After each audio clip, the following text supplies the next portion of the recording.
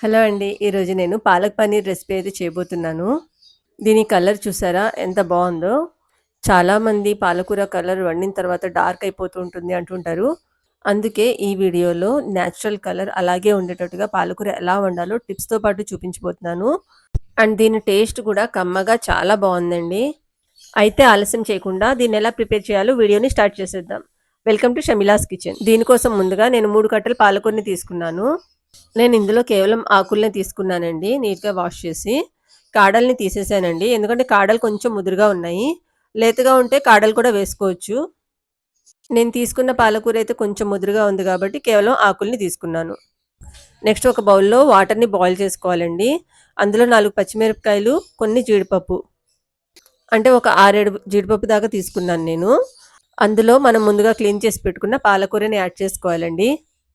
ఈ పాలకూరని ఎక్కువ సేపు బాయిల్ చేయకూడదండి. జస్ట్ ఇట్లా ఒక్క బాయిల్ వచ్చిన వెంటనే అంటే 1-2 నిమిషాలు పడుతుంది అంతే. అలా బాయిల్ వచ్చిన వెంటనే తీసేయాలి. ఎక్కువ బాయిల్ చేస్తే ఏంటంటే కలర్ అనేది షేడ్ అయిపోతుంది. ఎక్కువ కుక్ అవ్వకూడదు పాలకూర ఈ హాట్ వాటర్‌లో. చూసారా జస్ట్ ఇలా ఒక బాయిల్ వస్తుంది అనగానే స్టవ్ ఫ్లేమ్‌ని ఆఫ్ చేసి పాలకూరని తీసేసుకోవాలండి. ఈ పాలకూరని ఇలా తీసిన వెంటనే ఐస్ క్యూబ్స్‌తో ఉన్న వాటర్‌లో వేసుకోవాలి. అంటే ఇలా చల్లటి వాటర్‌లో వేసుకోవడం వల్ల పాలకూర కుకింగ్ ప్రాసెస్ అనేది ఆగిపోతుంది. ఇది మెయిన్ టిప్ అండి. హోటల్స్‌లో, రెస్టారెంట్స్‌లో ఇదే యూజ్ చేస్తారు. అంటే మంచి కలర్ వస్తుంది పాలకూర అనేది.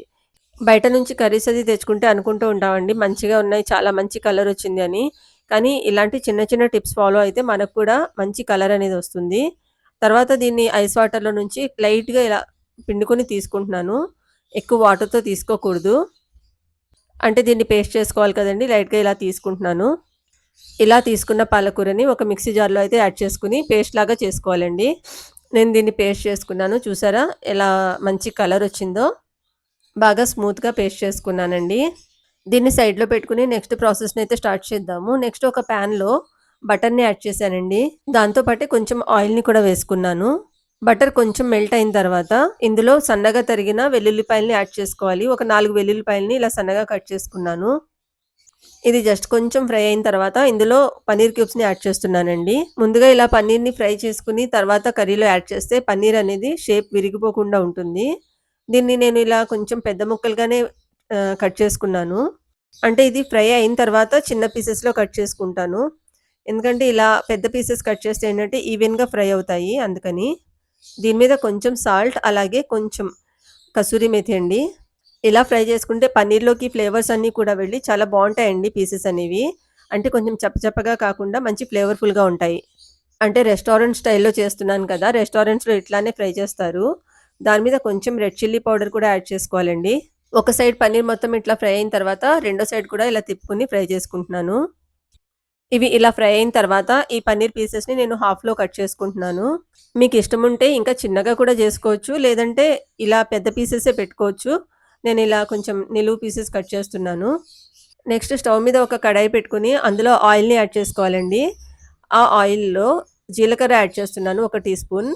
వెల్లుల్లిపాయలండి సన్నగా కట్ చేసి వేసుకున్నాను. 4 వెల్లుల్లి రేఖలు. అలాగే పచ్చిమిరపకాయలు. ఒక 3-4 పచ్చిమిరపకాయలు సన్నగా కట్ చేసి వేసుకున్నాను.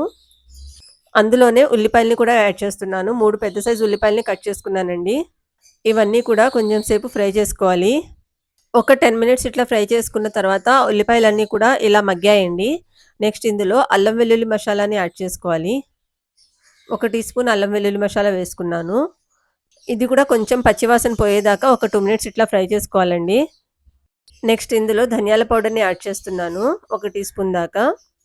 తర్వాత మనం ముందుగా గ్రైండ్ చేసి పెట్టుకున్న పాలకూరని కూడా ఇందులో వేసుకోవాలండి. ఇందులో వాటర్ అనేది తక్కువ వేసుకోవాలండి. చూసారా నేను జస్ట్ మిక్సీ జార్ క్లీన్ చేసి వేస్తున్నాను. అంటే ఎక్కువ వాటర్ చేసుకుంటే ఏంటంటే పాలకూర ఎక్కువ సేపు కుక్ అయ్యి కలర్ అనేది షేడ్ అవుతుంది. అందుకని నేను దీన్ని ఎక్కువ సేపు కుక్ చేసుకోవట్లేదండి. జస్ట్ ఈ ఉల్లిపాయలు ఇవి కలిసేటట్టుగా ఒక 2 మినిట్స్ ఇట్లా కలుపుకొని ఇందులో రుచికి సరిపడా ఉప్పుని వేసుకుంటున్నాను. నెక్స్ట్ ఇందులో కొంచెం పంచదారని కూడా యాడ్ చేసుకోవాలండి.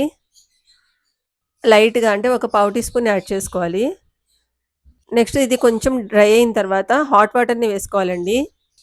హాట్ వాటర్ కాకుండా చన్నీళ్లు వేసుకుంటే, ఆ నీళ్ళన్నీ వేడయ్యి మొత్తం కుక్ అయ్యేదాకా పాలక్ అనేది టైం పడుతుందండి.